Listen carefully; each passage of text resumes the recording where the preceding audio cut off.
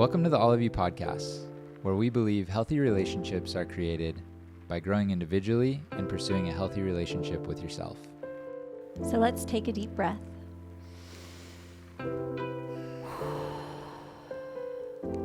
Settle in and grow together.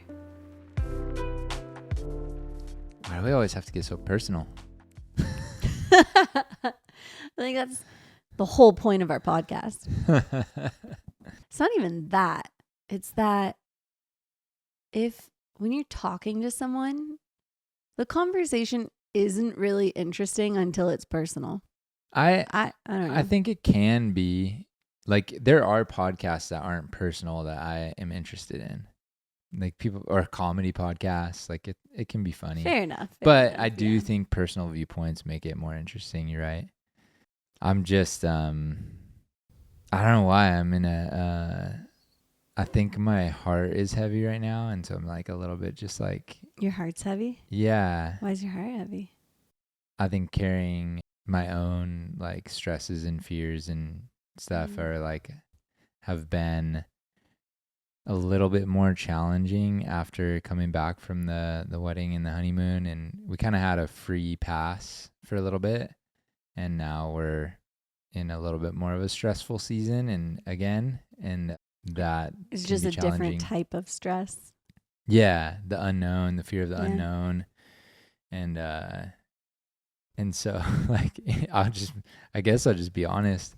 When you're like on LinkedIn or applying for jobs, and then you also have a podcast where you put out a bunch of personal things, it is terrifying.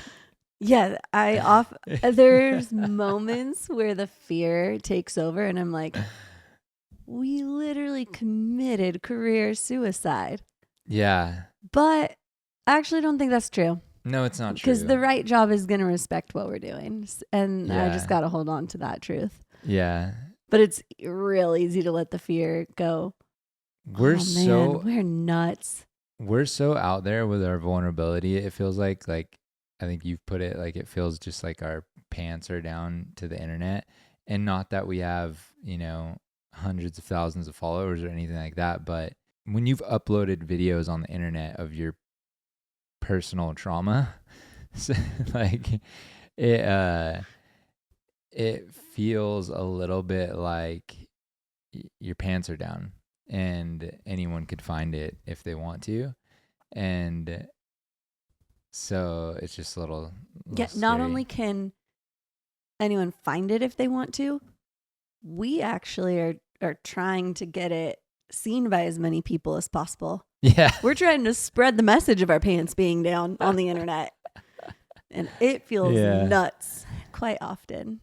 Yeah. Still believe in the mission, but yeah. And I guess just we bit the bullet of believing that vulnerability heals and vulnerability wins in the long run. And man, I'll tell you, it just doesn't win in the short term. It does not win in the short term. Yeah, and we haven't made it to the long term yet. So here we are. Yeah. But progress over perfection. There we go. Well, and I think the reason for this quite ridiculous intro to this episode is what we've got in store today is another episode of us just sharing some stuff for you. Yeah. Yeah, this one's a little personal. I think in regards to both of us. Mm-hmm. And, we always kind of dance between the laughing about it. You just have to laugh sometimes. Got to get laughs in. And also, I have to caveat and say, this is the hard part about vulnerability and about the podcast as well, is that we want to be as vulnerable as possible on this podcast. We believe in vulnerability. We believe in sharing our story and our perspective, not because our story and perspective is right, but because it helps others when we all open up honestly about what we're really going through, what we really went through. And it helps us all, the collective, face challenges when we have the people around us, sharing their perspectives as well and how difficult it was for them. It makes us feel less alone. And so that's the point, right? But we don't want to share so vulnerably here that we hurt others, because we don't ever want to hurt the people in our lives. I don't want to hurt my mom and my dad. And I've said a lot about my dad, and I don't want to hurt him. That's not the point of this podcast, is to hurt him. The point is to just share my struggle to help others who have maybe gone through some same experiences. So it's it's a tightrope to walk. Yeah, it feels like a very delicate dance we're always walking of, man, I really want to be honest, but also I think I need to hold back in this area to not hurt someone. And we try to do it as good as we can on the mic, but then there are times in editing where we're like, Yeah. Let's replay that tape, maybe toss that one out. So, and sometimes I might miss it, so apologize in advance. But here we go. So when I was younger, I got married at the age of 20, and I mean, how does one find themselves married at the age of 20 years old? I was heavily influenced by the church that I was going to, and people in my life that it just felt like that was what you do, and that was the thing to do, is you date whoever you're dating in high school, you marry them after high school, and once you get married, you're in it and you figure it out. And I had no idea about childhood trauma. I had no idea about patterns. I had no idea about how to resolve conflict. I had no idea any of that stuff. So it was all like I got a license to a car at the age of like 7, and then I hit a bunch of cars because I had no business. I didn't have the maturity level or the self-awareness to really build anything yet. It's okay. I'm here. We're here. We figured it out a lot. So I'm grateful for what I know. I wouldn't go through it again for anything. But then we found ourselves dating at, I was 35, you were 32. Mm-hmm. And we hit our blocks in our relationship and had to turn over a lot of rocks to get to where we are. But even still, I would say that I had a lot of blocks just in regards to marriage and trust and what marriage meant. I think you wouldn't probably have had so many blocks if it wasn't for me having kids, but that presents a really difficult road for you. So how was that experience for you, and what were some of the things you had to work through? Oh, the first thing I want to say is it wasn't hard because anything specific with the girls. The girls have always been a huge blessing in my life, and I've never seen them as a negative. I hate the word baggage. I don't see them that way at all. If anything, they've radically changed me in my life for the better. But I would say, especially in the beginning, but when considering being with someone or marrying someone with kids, there's a lot more dynamics at play, and that is really scary. So a lot of what I had to work through, I would say, is releasing my need to control was a huge one, because you lose a lot of control when you're in a blended family and co-parenting dynamic. One being control of your schedule. Like, we have the girls when we have them, we don't have them when we don't have them, and it can be really challenging coming to terms with that with your schedule. Yeah, adjusting to that it was hard for me to adjust to that at first. I can only imagine from going single to now kind of taking a parenting role and then adjusting to a schedule that already pre-exists, that's already been worked out by two people, that you're not in the group, you're not in the text at first. Like it's a tough road to start to navigate. Yeah, and I think especially from going as a single person with so much autonomy and control over my life, kids in general, you have less freedom, like you just inherently. And I think that was a really big switch for me of adjusting to, half of the time we can't just go do whatever we want. It has to be like kid appropriate, and learning to adjust to that. And then I think the adjusting of like living in a home with 3 other people, I went through a large season of feeling like an outsider in my own home, I would say, because you're not part of the original unit and you're trying to kind of figure out your place in that unit.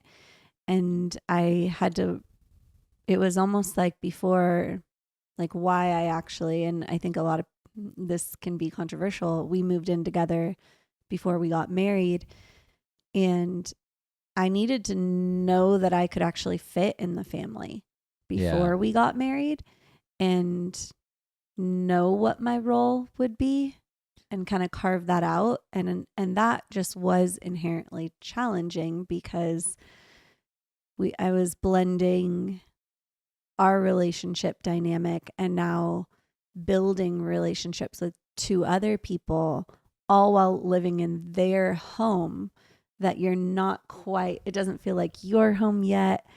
It's my photos on the wall with the girls. Like it wasn't like day one you moved in and everything in the house changed, all the furniture changed. Like it took some time for us to cohabitate, and you didn't want to just come in and flip everything either. Like if you came in and flipped everything and it looked different, the girls might be like, whoa, what? Like all of a sudden Shivy moved in and just changed the whole dynamic. Like that, it just is jarring. Yeah, I had to be very patient to get rid of that orange couch of yours.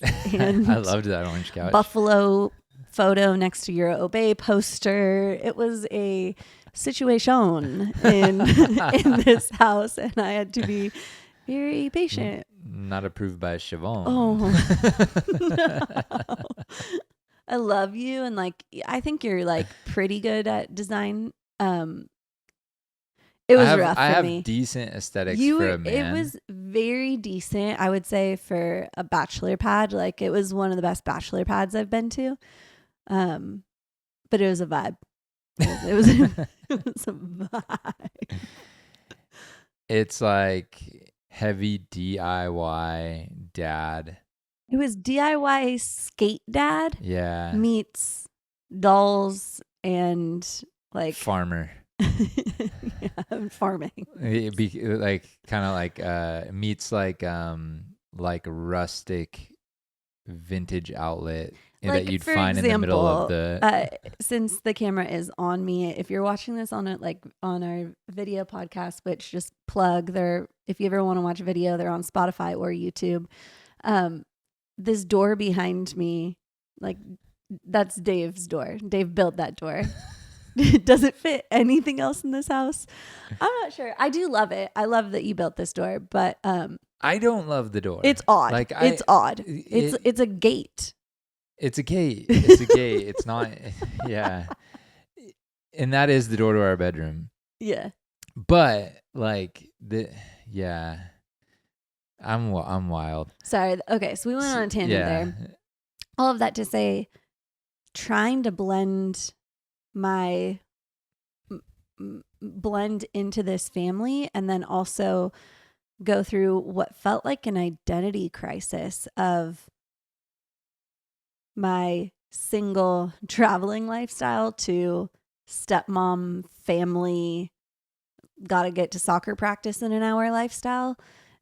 Felt like it truly felt like an identity crisis. So I think that's just a few of the ways that it was really challenging coming in. And I think the biggest thing for me was I didn't want to get married until I felt like my relationship, like, yes, our relationship is the number one priority. And I had to feel like we were good and solid and it was going to last and it was going to be a positive impact in my life. But I also needed to know that my relationship with the girls was going to be good.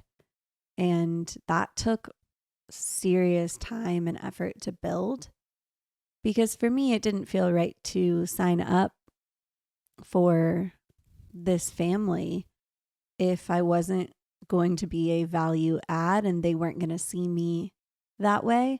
I think it would have felt like living in a constant battle. And I had to realize that the only way I can have that is controlling the controllables. I'm the only thing I can control. So it was a ton of time and effort just pouring into my relationships with the girls in order to feel like this was the right move. I believe that had we gotten married 3 months in, we could still have built the life that we have now. Like, waiting to get married, I would not sit here and say like that was the right move. Like, I don't, everybody needs to figure it out for themselves. But what I kind of want to get into is like, what were the blocks that prevented you from trusting all the way? And like, for just our story, we had to do a lot of personal growth to get to the point where we could hand over the trust required to really marry each other. If we would have gotten legally married 3 years ago, I don't believe we would have actually been married in our hearts yet. Because when I felt like I married you in my heart was when I let go of every control, everything, right? Like, I just let you in on all of it. Like, I'm like, here I am. You get my real authentic self, and if I'm struggling with something, I'm going to share it with you. And I felt like you could handle it, you know? There was this energetic release of control that happened. I don't think that happens to every marriage. Like, I don't think every marriage even gets there. I think some people married their whole life and never release control completely and trust the other person. And maybe you shouldn't, you know, like you never get there. But for us, what were your blocks for releasing that control? Like, what did you need to see? Yeah, I know the answer to this question. I don't want to share it. You don't want to share it? No. Well, not really. That's always the theme of this podcast. I'm always sharing more than I intend to. But no, I want to be delicate in how I share it to make sure that I'm not offending anyone in the way that I articulate it. Walking that tightrope. Yeah, exactly. And I think the honest answer would be the most challenging part of dating someone in a co-parenting relationship is that you have someone, your ex-wife is in our life, and that will always be the case. And for us, like, very much so. Yeah. And that's, in the beginning, that was really scary for me. Yeah, you can't move. Like, you can't pick up and move to another state. We can't move closer to my family. No. We can't. Not for 10 years. And could we? Yes, but we wouldn't, because it wouldn't be best for the girls. So I guess, like, we could do that if we wanted to lose custody, but we would never make that decision. So we can't move. But I think there's a lot of unknowns in what that's going to look like, just as far as having someone else co-parenting. My biggest fear was someone else having input in our home and how we do things and how we live our life and how we raise the girls. And that was really scary. That was like, for me, was like, I didn't feel comfortable feeling like someone else is saying something would impact our decision making and really sway you was more my fear. And I think I would also say there was also this fear of, are you going to be taking calls from your ex when we're on date night? Are you going to be like, what is that going to look like? Yeah, you have to see the dynamic. And yeah, and trust it. Exactly. And I needed to know that I was going to be the priority.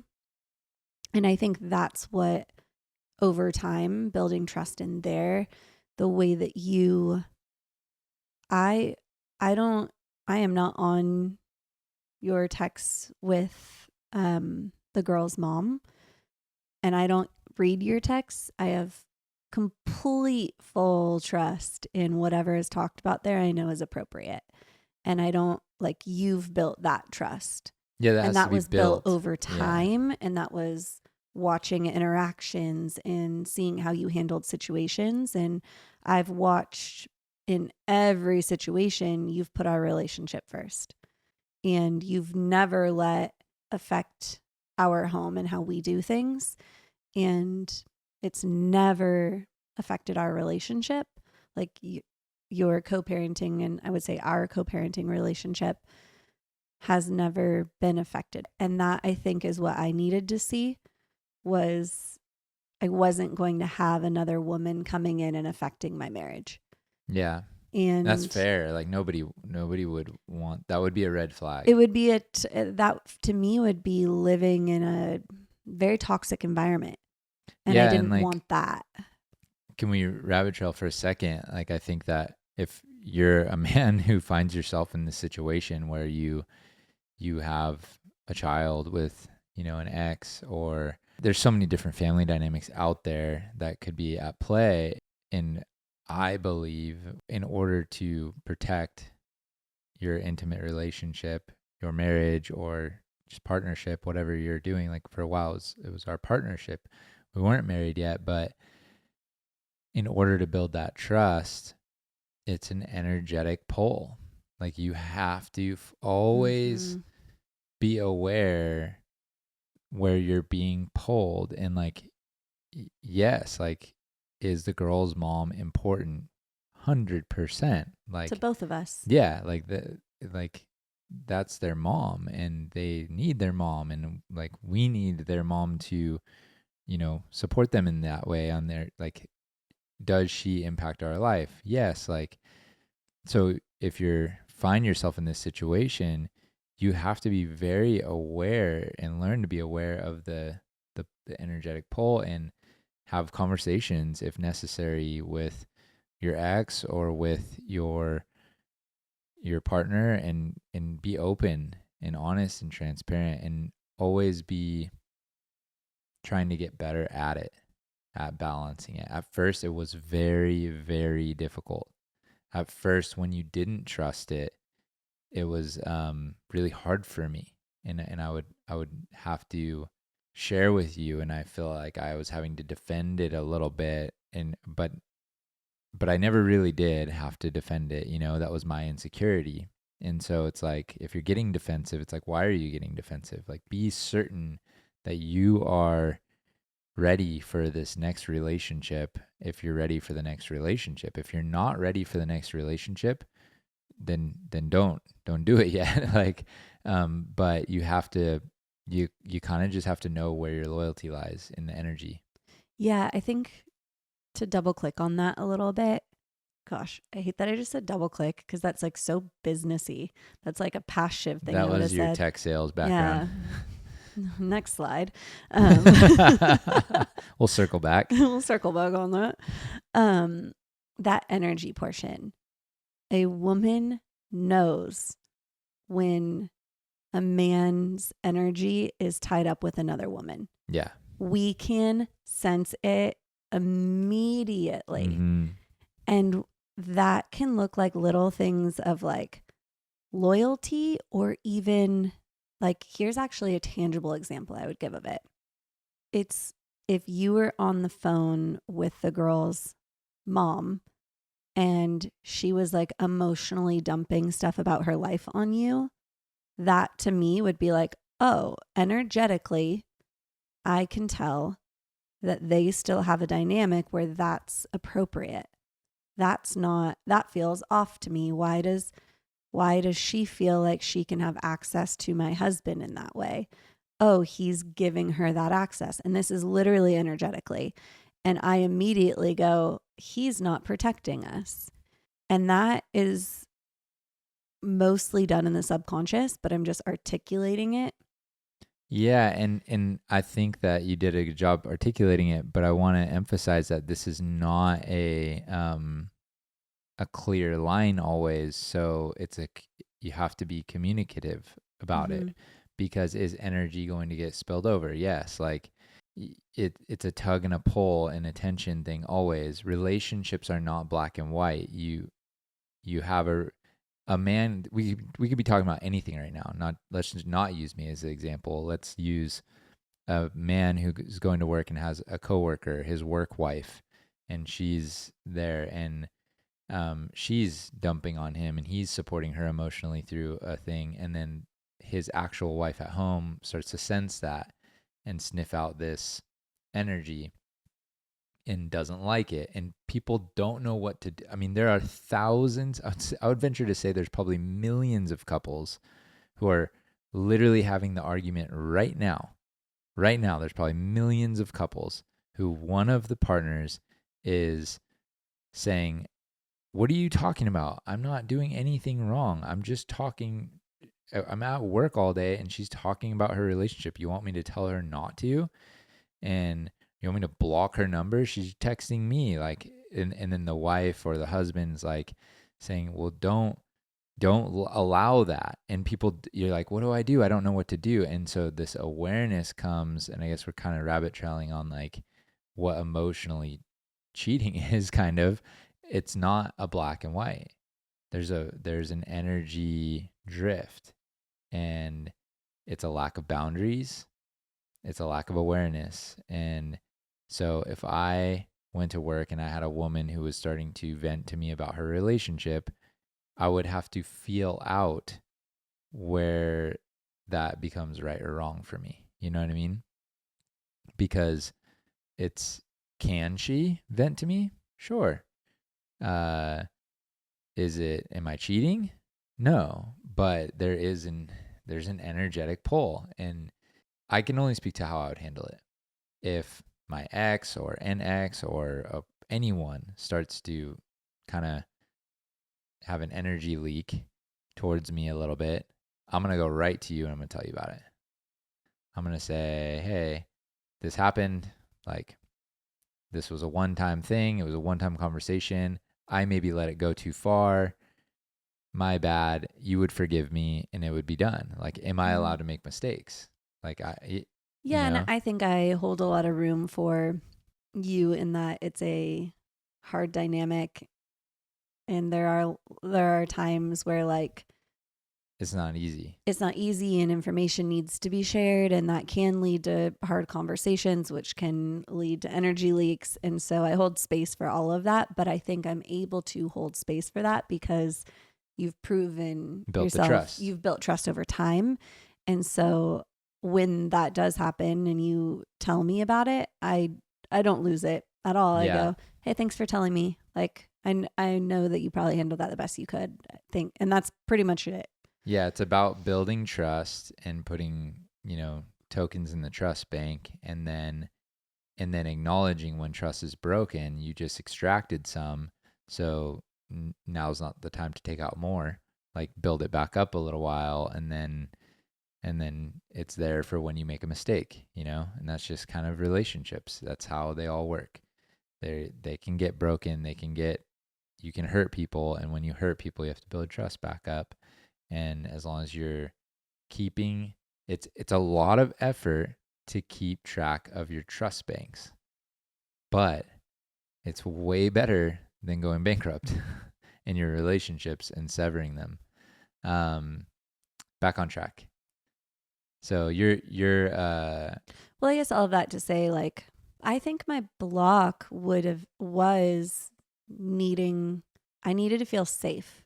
And in order to feel safe, I needed to really see that I was safe. I needed to experience safety. and know that this was going to be my baseline was going to be safety. Yeah, because this is a complex dynamic. And I think the other thing too is I needed to build trust with you, but I had to build trust with myself. And what that looks like is knowing that whatever happens, I can handle it and I'm going to be okay because that got me. And it was really building that trust and confidence in myself that no matter, let's say you did cross lines, I know I can handle it. So I think a lot of it was self-work that was almost unrelated to our relationship, that I had to go, you know what? Let's say the girls end up hating me. I know that I can handle that and be okay. Like I had to come to this place of no matter what happens, I will be okay, and build that foundation in myself that I don't have control over your relationship with the girl's mom and what that looks like. I don't have control over how the girls feel about me and what that's going to look like. I don't have control over anything but me. Yeah. And I know what I know to be true is I'm capable of figuring out whatever comes my way. So when I would have these kind of seeds of doubt, because I think what was scary for me is like, so I'm going to come in, I'm going to be a stepmom 50% of the time.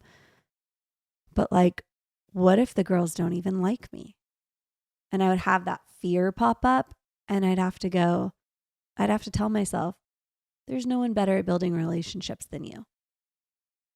If they don't like you for some reason, you can ask them why and you can work on fixing what you need to inside you to build that relationship. And so I had to trust that whatever, no matter what happens in this challenging dynamic, I know I can handle it well. So I think that was probably the biggest personal block was the work I had to do internally. Yeah. I had a lot of blocks. I'd imagine so. I don't even know where to start. There was so many that I had to work through that I don't think we have time to go one by one through them. But, oh man, there was so many. There was so many because of what I had experienced of the pain. I had experienced so much pain that I was really scared. There was a lot of things that really scared me. I mean, one of the biggest ones was allowing you in on this house. Like I knew, like even if I was like, if you move in, you give up your spot, then like if it doesn't work out, and this is always how fear works, you know, you have these catastrophizing thoughts. Like if it doesn't work, if I would have listened to, if it doesn't work out, that's where all the blocks were. If all the blocks lived in, if this doesn't work out. And as long as I was listening to any voice that started with, if this doesn't work out, I would have never married you. I would have never been able to like even be this person sitting here now. If our relationship didn't work out, this podcast would be the dumbest thing in the world. Like, why do you start a podcast? Like, imagine I had an ex-girlfriend that I had 30 plus hours of episodes of podcasts on the internet with. Like, you know, like, or. So then you committed like career and dating. Yeah. I just had to stop listening to the voice that says, if I had to stop playing scared and listening to this, if it doesn't work out. Now, yes, is dangerous because if it doesn't work out, you literally are screwed. But I just think sometimes when we have these contingencies, that's the self-sabotage. I mean, take having a kid, for example. Like, don't have a kid if you're trying to hold on to if this doesn't work out. Like, you got to be there for that kid forever. Like, you can't say if this doesn't work out. Starting a business, if you're going into if this doesn't work out and you're already playing contingencies, I think contingencies are a way to protect ourselves, but they almost cause the self-sabotage sometimes. So a couple of my blocks were, if this doesn't work out, I lose my house again. And because I'm going to allow you to start helping pay for the mortgage, we're going to combine our life. And yes, are there prenups and stuff like that? Sure, but it gets really convoluted. Like, I almost think you're just better off just realizing that if things don't work out, you're absolutely going to be effed, and then you have to just rebuild again. If our relationship doesn't work out, the losing the house isn't going to be the worst thing in my life. Like, losing you would be, you know? The mental state I'd have to be in for us to lose our relationship is going to be a lot worse than losing my physical house. Yes, would the house hurt? 100%, but there's so many more worse things at play. So that was one. Relationships was huge for me because I knew that if we started to merge our life more, we'd gain similar friends. I'd invest a lot of time in your family and in friendships with different people. And when there's a breakup, it's really hard to maintain relationships through that, and it gets really shaky. And what I've seen, and this isn't always the case, but the man is typically not as connected or as good at relationships. And so, because women are typically more interlocked with other women, and men are kind of more solo. So I'm not saying that's a good thing, but then women often take most of the relationships with them, and the man kind of has to build new. Is just what I've seen. It's not always the case, but that really scared me. There's so much, like, what happens with the girls? Okay, now what? Now they lose their stepmom, who I brought into their life and they fell in love with, and then all this, like, there was so many blocks for me. Like, if I marry you and go all in, like, there was this voice that's like, one failed marriage that you had because you got married at the age of 20. A lot of people, I think, give you some grace for that. Number two, that's kind of on you. like it's, and that's not, sure, like, whatever, that is the case too.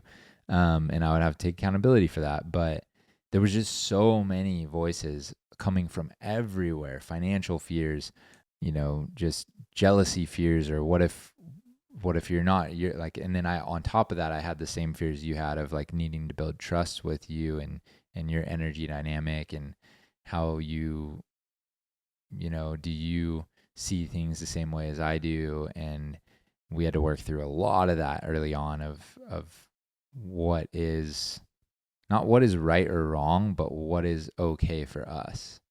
Like, because I don't think there's actually right and wrong, and that's not what I'm saying in this podcast at all. I don't ever want to be sitting here saying this is right or wrong unless it's really clearly hurting someone. I think figuring out what's okay for you, what you want and need, is the most important thing. And in a relationship, I had to learn what I wanted and needed. And I didn't know that yet. So until I really learned what I wanted and needed in a relationship, I couldn't guarantee that you were going to be able to meet those needs and some of the wants. And that we were always going to be in this dance until we did the work to be like, okay, this is what I want and need. Here's kind of my non-negotiables. Here's kind of how I see it. And do you see that?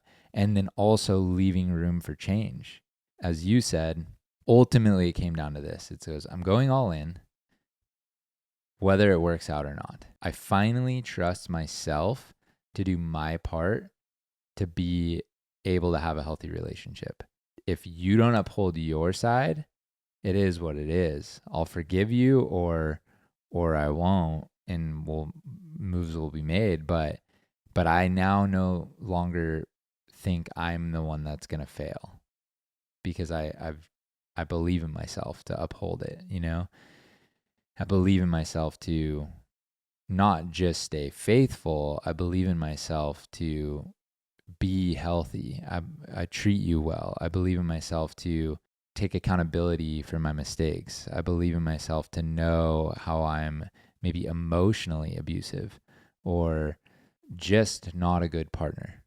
Like just flat out some things that I do that are annoying, that are pushing you away. I believe in myself to correct those. I believe in myself to change those. And if I'm doing all that, I believe that if this doesn't work out, I really can say like I brought a good version of myself to the table, and I'll be able to work through anything with you. And if you decide not to, then it's kind of like, all right, well, I really believe that I put my best foot forward for this. And then on top of that, say, like on top of all that, I had to say, if something happens to you or you go crazy, you go nuts, and you stop growing personally, and you just let it all, you become a flat out alcoholic or whatever, addicted to drugs or whatever the worst things that you could do. On top of all that, I still believe in myself to be able to be a good person through that. And I still believe in myself to rebuild my life. I still believe in myself to handle that. And then I had to go, that's still worth it, because the love that's shared between us is worth it, is worth the risk. And I'm playing the odds game that I don't think that you'll do any of that, but you never really know. Like you don't really know what somebody's going to choose to do because it's faith. It's trust. I can't. Yes, did you stand up there and say I do? 100%.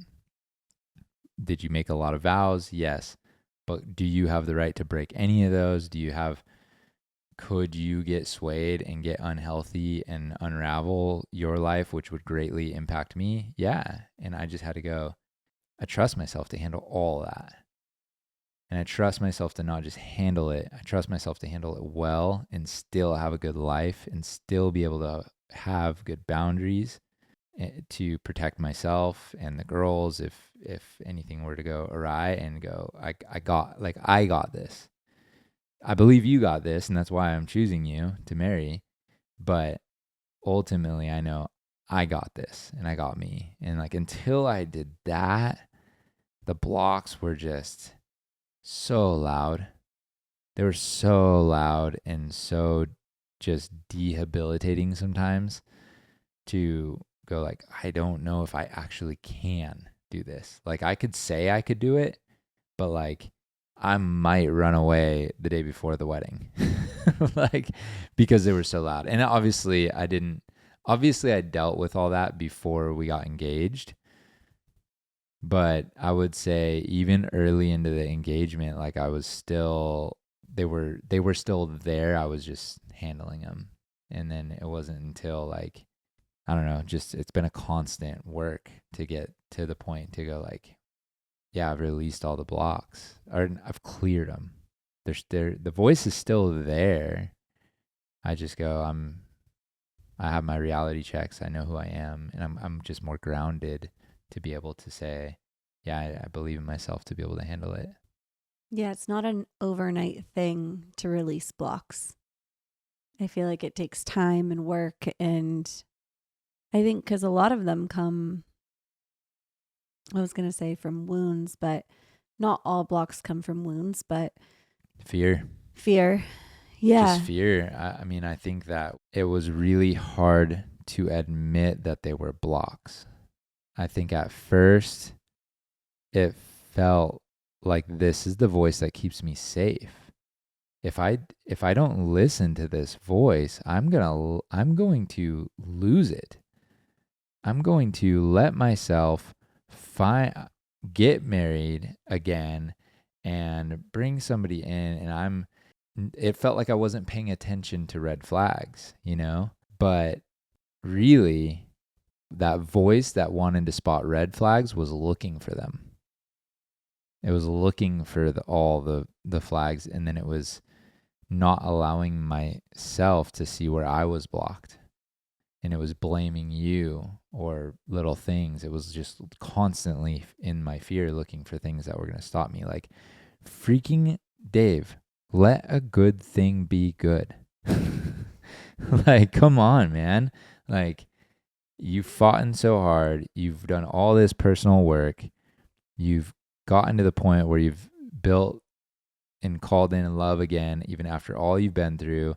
And here, sorry, I'm ranting, but this is a great example and I wanted to share it. One of the biggest insecurities I had of us getting married was I have a decently sized family and most of them are estranged. My whole dad's side of the family I don't talk to at all, haven't talked to in years and years and years. And like, I don't know how some of them are doing, but it's just my dad and I have never had a healthy relationship and dynamic. So there's never been access to a lot of people. And then my mom's side, like, I don't talk to a lot of people on that side, and nothing against anyone, but it's been, my family is generations of estrangement, I would say, like not talking to siblings for years at a time, not talking to parents, not really being honest or authentic with parents and things like that going on. And so I don't have a lot of family. Like I have a handful of family members at the wedding, and your family is gigantic and loving and kind and sweet. And I could have, and there was a voice in there, I'm not going to lie, like it was there sometimes that was like, this is embarrassing. It was a voice that telling me that I should be ashamed. But that fear and listening to that voice would have let me not appreciate the reality. I could look at this one of two ways. In one way, I could compare and I could try to say like, well, if we're standing up there and there's no one sitting on my side, or your family doesn't, some of them don't spill over to sit on my side's going to be empty, your side's going to be full. Like, what's going to happen? Like, are people going to notice that I don't have a lot of people at the wedding, and most of them are your people? Why you have so many great relationships, and I'm a person that, lost a lot of relationships, and I could be really insecure about that. I could listen to that voice and I could spill and I could just crap all over myself about my life or whatever, or feel sorry for myself. Or I could say, wow, how freaking cool is it for you, like talking to myself, like you're a person who's, comes from a lot of estrangement and then also went through a divorce and lost a ton of relationships with really good people. It just is what it is, right? You just got to go your way sometimes, and that's life. And you have your friends. Yeah, like it's not like I have no relationships, but I don't have a lot of people. Like my corner is small, right? And how awesome is it, and how much appreciation could I have that your family is so big and that I'm gaining so many great people in my life. Like I'm gaining a ton of great people. I could let that be good, and I could show up and just be like super appreciative and stoked for all these rad people, or I could be really insecure and let a voice kind of start to compare. Like, what is the comparison game? What is there to compare? This is my wife. Like, I'm comparing myself to my wife. Like, what is happening? And I could see how that, 5 years ago, I would have never been able to handle that and go into it the way that I went into it, with the mindset I went into it with. Like I had some of my oldest friends I had in the wedding, and I had one of my best friends who is married to my ex's sister, and he's a brother to me, and I love him, and he was in the wedding. Like, this is life. This is who I am. This is my life.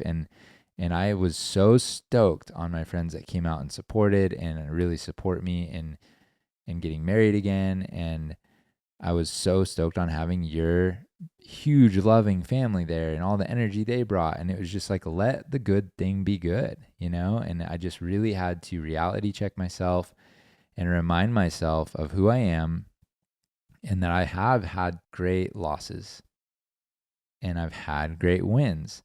But if I don't allow the wins to be wins, the shame is just never going to help you.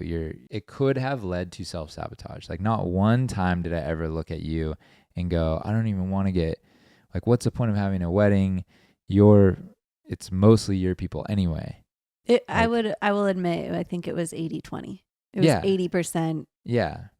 my family. Yeah. 20% yours. And I could have easily said, what's the point? Why are we spending this money? Why are we doing this thing? Or I could be like, wow, look at all these people that are coming out to support us. Some of them I don't even know.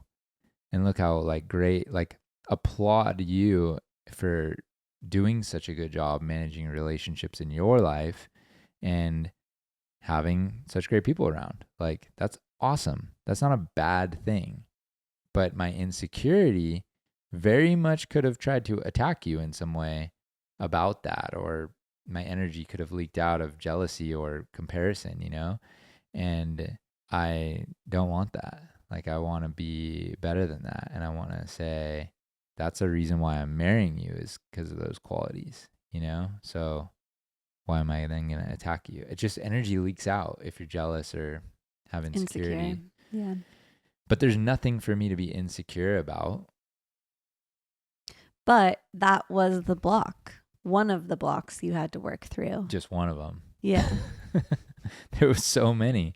And we got this beautiful day, you know, that really just felt like so much love and so much celebration. And I mean, one of my buddies looked at me, came up like when we were on the deck, and it was beautiful sunset time, and he just grabbed me and was like, look at your life, man. Like, look at the life you've built.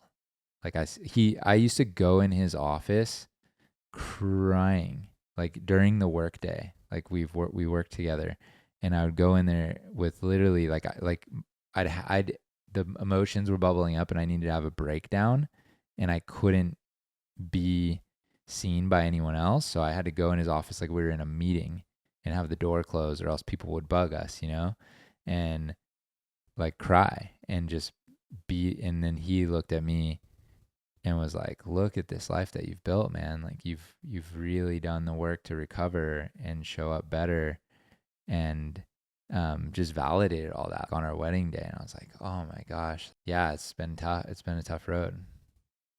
Makes me even emotional thinking about that, because you really rebuilt your entire life, and I'm proud of you. Thanks, It babe. was not an easy road. No, it wasn't, but I was sick of my own bullshit, you know? When you get sick of your own energy, you do something about it. And I really was. I'm saying to you how I could have gotten insecure and attacked you in some way, or caught comparative, like, or trying to make it competitive, or just jealous. That I would have done that I had those feelings in my younger days. I've just learned how to work through them now and process them. And those were subconscious patterns of insecurity that kept me safe for a time, maybe. But that fear will really not allow you to let a good thing be good. You're literally waiting for the shoe to drop. Like, when's this fairy tale gonna end? Because I know that if you have that feeling, like, do something about it, please, because your partner doesn't deserve that energy. You don't deserve that energy, and it's very possible to work through those emotions and rewire your brain so that you can start to let a good thing be good. Because if you can't let a good thing be good, that is a sign of self-sabotage, and it will eventually bite you in the ass. And reach out to us if you need any help working through that. Like we're here for you. That's why we wanted to do the episode on this, because not because like, oh, look at us, we got married and had this wonderful celebration, but like, here's the struggle we went through to build this. Here's the struggle. Here's the personal struggle I went through internally to even get here. And that's just a little tiny taste of it. Yeah. It's not even all of it. No. And you too, like those struggles were real. Yeah, but again, we share them because I don't think we're alone in what we're sharing. I think especially me sharing the stepmom perspective and you sharing the getting married a second time perspective. I think if you are about to walk either of those roads, you have to work through a lot of the emotions that we've had to work through, and fears and doubts and blocks and so much. Yeah, fear will really keep you stuck. And mine was trying to keep me stuck. Mine was trying to keep me safe by keeping me stuck in a very small, loveless life, just being a single dad, raising my daughters half the time. And now I can't imagine my life without you and this love that I've allowed in. But man, was I like a scared little like squirrel, just like hovering my nuts. Like, like I was just like, did not want to let anyone in on the things that I had going for me. And yeah, we didn't even touch the fears you had around letting me into the girls' lives. That could be we'll save that for another episode. There's a lot more that had to be worked through. We're running long, but we'll have to get to some of that stuff more, because I think that's the stuff that really, we talk about a lot of things on this podcast, and our personal stories probably are the ones that help people. I don't know. Let us know your feedback. Let us know what you like, what episodes you like, what you don't. If you've made it this far into this one, that means you're a real one. And we appreciate you, and just, we want to know your feedback of what you like about this, so we can keep getting better. Yep. Love you, and I love all of you. Love you too. Bye. Bye.